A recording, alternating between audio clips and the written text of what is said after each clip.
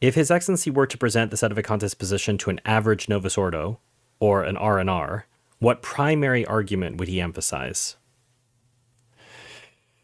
As I always say, the question is Vatican II and it's effluent. That means it's both heretical teachings and heretical practice, what we call heteropraxis. Is that continuity with the pre-Vatican II Catholicism or not? That's the question. And it answers every other question about what you should think and what you should do. If it is continuity, then we should abandon the traditional movement, embrace all of the teachings of Vatican II, embrace ecumenism, embrace everything that they want us to do, and just be happy sitting at the Novus Ordo Mass. If it is continuity. If it is not continuity, then we must declare an ecclesiastical war upon it. In other words, we can have nothing to do with it, and we have to strive against it. What do we do? You see, there's no middle ground there, but you have to go back to that essential question, and that's what. And many times you have to do a lot of homework to answer that question. The follow-up was going to be, actually, how am I to determine the answer to that question? Well, you have to read. You have to talk to priests. There's a lot on the internet you could read. Well, they could talk to Bishop Barron, and Bishop Barron will tell them everything's fine. Well, I mean, yes, but that's the whole question. Is everything fine? When the dancing girls come out and, all of the other the Epistle Babe shows up. Yes, the Pachamama. Is everything fine? I mean, that's the whole question. You have to answer that question, yes, and you go to some Novus Ordo bishop or conservative Novus Ordo. Oh, they'll tell you everything is fine, and that's just, we don't have to pay attention because it's not infallible, and you'll get all sorts of stuff like that. Break out the ice cubes. Yes, the sacred ice cube. And we don't have to pay attention to that. They have all kinds of ways of driving around the central problem, which is like a boulder in the road, and or the elephant in the room, and but you have to answer that question, because continuity and unity of faith, unity of discipline, the Church cannot be Catholic if it is not one, and its primary oneness is in unity of doctrine throughout all the ages. No such thing as conservative, no such thing as liberal. No, that's for Protestants and Jews. Jews have liberal reform, they have conservative, they have Orthodox. The Catholic Church never had that. When I was growing up, you never heard of a conservative priest or a liberal priest. They were just Catholics. We were all just Catholics. You never heard that until Vatican II came along. And now it's like a political party. No, that's sign enough that it's wrong. Even that should tell you that it's bogus. People identify as TLM Catholics, Your Excellency. Yeah, no, that's just typical of Protestants. You have all these Protestants breaking up in various things because they don't like this or don't like that, and then they split and they name themselves by different things. That is typical of Protestantism. That is not Catholicism. Catholicism is one. And we are one with the apostles, with all the people in the Middle Ages, with the martyrs of the early church, with the people in the 17th century, 18th century, all of those people, all Catholics, we are one with them, and we're one with all of the Catholics all over the world. It's all the same faith. And if that is lacking, then you do not have Catholicism.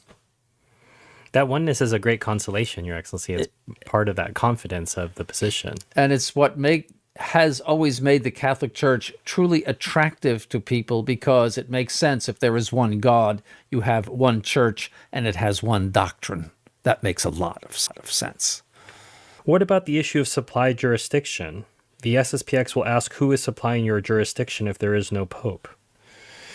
Well, the Church supplies jurisdiction. See, you could have a vacancy of the Roman See, and still there could be supplied jurisdiction. For 3.5 years, there was a vacancy of the Roman See in the Middle Ages.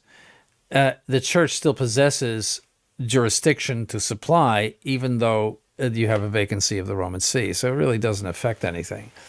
But it depends on where you're saying supply jurisdiction or asking for supply jurisdiction. If you're saying the ability to say Mass without the approval of the local bishop, well, what are they doing? What is SSPX doing? Right. And where do they get the permission to do that? Sometimes they do get faculties, Your Excellency, like they were granted in Argentina, or they got it for the so-called holy year. They received faculties. So they. Yes, well, that's confession, you see. But with regard to confession, the priest receives the power to forgive sins when he's ordained. The restriction on that is something added by law. But if you don't have a hierarchy restricting that because they are in heresy, then you can hear confessions any place. Yes. What kind of jurisdiction does my local sede chapel priest have over the faithful who attend? None. No, jurisdiction must come from the Pope. Maybe we can step back here and see what is jurisdiction for people who have no idea. There's jurisdiction to rule and sacramental jurisdiction. Those are two different things. Sacramental jurisdiction is the approval to distribute sacraments, to say Mass and distribute sacraments. Jurisdiction to rule is to make laws for the church, and the Pope makes the universal laws. Bishops make laws for their dioceses. So to be appointed the pastor and to have a rule over a flock in a parish, that comes from the local bishop. See, so if you don't have that permission and approval from the bishop, you don't have jurisdiction to rule.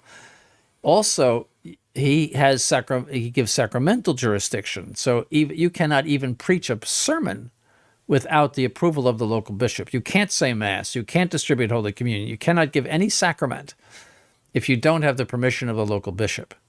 That's why a priest can be suspended. That is, he has still the power to do all of those things, but the bishop takes away all of his permission to do those things. He's suspended. And that's one of the punishments in the church, So SSPX, they claim to have jurisdiction from a non-pope. I mean, Francis or somebody said that, well, their confessions are valid, but I mean, that gets into the whole question of the Pope, and so you can't give what you haven't got. If you're a non-pope, you can't give sacramental jurisdiction. So that really redounds upon the higher question of whether he's the Pope or not. And certainly they don't have permission to say Mass or to distribute sacraments from the local bishop. If you ask, the diocese, they consider them schismatics. And, they don't approve your going there or anything like that.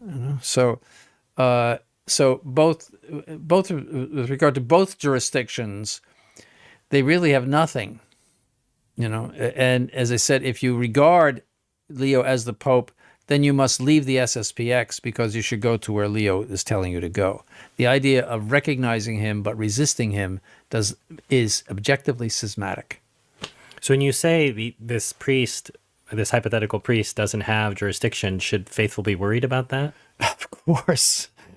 Yes, in the sense that if he's saying that Leo is the Pope and he doesn't have jurisdiction to function, well, then you are defying the Roman pontiff. That is a mortal sin, all right? If Leo is not the Pope, then there's no jurisdiction from the Pope to be had.